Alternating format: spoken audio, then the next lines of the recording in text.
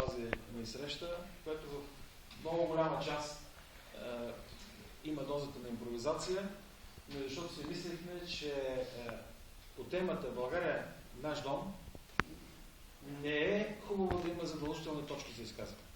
Не е хубаво да има нещо, което да е лимитирано и ограничено в рамка. Идеята е тук всеки от нас да може да си каже кое е това, което прави България наш общ дом, на фона на основните или като на базата на участието на основните представители на етносите в нашата страна. Аз взех думата, някои от вас ме познават, някои не ме познават. Аз съм Яни Янев, в момента изпълнявам функцията на ръководител на предизборния щаб на НДСВ и разбира се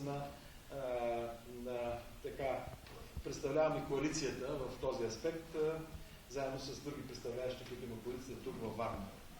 Идеята на организирането на тази кръгла маса беше на младежите от НДСВ Варна в лицето на Веско Райчев,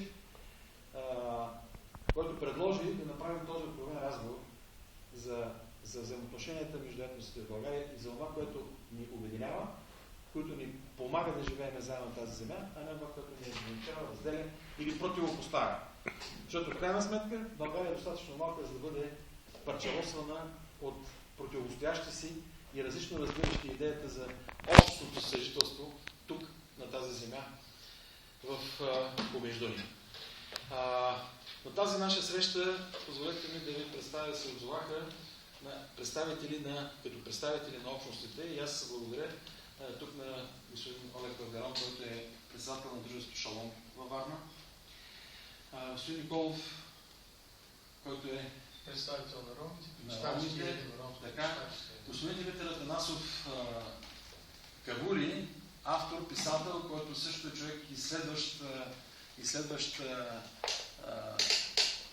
общностите, етносите в нашата страна.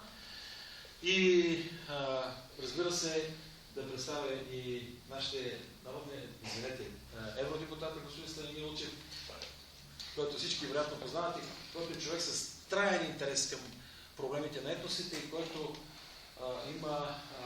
ще даде един европейски поглед върху Европа като мултикултурно пространство.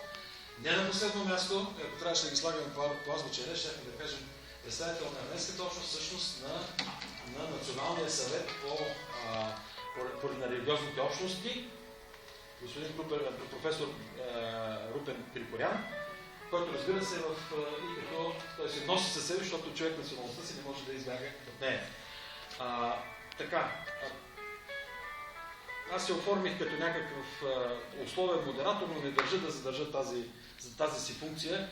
Очакваме всеки момент да пристигнат и представители на коалиционният ни партньор, т.е. на представители на турската общност, които да вземат и техните места в нашия разговор. Аз поканих младежа да дойде тук, да се присъедини към нас, не пречи, и за да започнем нашия откровен разговор. Позволете ми, за да не започваме с гледната точка на отделния етнос върху това, което ни прави, ми се ще дадем първо думата на господин Станимир Улчев да ни каже, погледнато от гледна точка на Европа, как изглеждат нещата в взаимоотношението между етносите. Ние можем ли да се отличим тази малка територия тук на България с нещо специфично, за което позволете ми да му дам думата и да открие нашата Благодаря. Добър вечер на всички. Първо всички ни събира повод, който не е тривиален, не е банален. Тъй като бихме могли да говорим за регионално развитие, за финансовите перспективи на страната, естествено изключително важни теми и в същото време в значителна степен банализирани, тъй като самото всекидневие включва тези теми. А темата, по която искаме да разменим мнения, виждания, знания, е много специфична. Няма съмнение по този въпрос. Твърде малко са хомогенните държави в света. Държава, която 100% се изгражда от един народ с един език, с една единна, вертикално изградена културно-историческа традиция и нищо повече. Твърде малко са тези държави. Второ, и тези държави, каквито има безспорно, и държавите, чието общества включват множество етнически, културни, лингвистични и верски групи влизат в всевъзможни съдружия, каквото по същество е Европейския съюз. Вижте как естествено от една страна и изненадващо от друга страна са въвели работите след Втората световна война. Отначало е трябвало да се парира и по възможност веднъж за винаги основната опасност за големи перипетии и за големи проблеми на европейския континент, а именно традиционната конфронтация между държави, групирани около Франция и Англия от една страна и около Германия от друга страна. Всички конфликти са започвали общо взето в тази позната конфигурация, продължавали са дълго, ставали са все по-мащабни и кръвопролитни. И когато на сутринта, образно казано след 9 май 1945 година, всички са се огледали, французи и британци, белгийци и англичани, народите от изтока, от юга на Европа, се предполага, че втория въпрос, след първия, колко траен ще е този път мира, не би ли могъл да се направи по-траен. Това е всъщност движещата сила в политическите среди, които постепенно започват да разменят виждания за това може ли да се измъкне капсул-детонатора под европейската общност, която още не съществува. Затова са и малко държавите създателки на Европейския съюз, затова бавно на отделни фази става разширяването на Европейския съюз.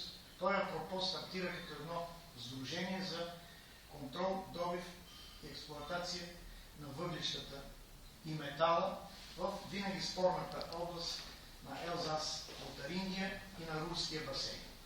Според тогавашните параметри на формирането на властови възможности, въглищата и метала са били стратегически суровини номер 1. След тях, естествено, петрола, дървесината, каучука, памука и така нататък. И са стигнали до един прост, но гениален извод. Ако се направи съвместна форма за експлоатация на стратегическия ресурс и за контрол върху него, естествено, че нито една от изброените държави няма да може да формира надмощие и оттам желание да властва над останалите. Естествено, ние говорим за следвоенния период, за една Европа, която е в развалини, за една Европа, която още не знае желязната завеса колко плътна ще бъде и колко дълго време ще разделя изтока на Европа от запада на Европа. Но есенцията на тази идея всъщност съществува, пробива си пъти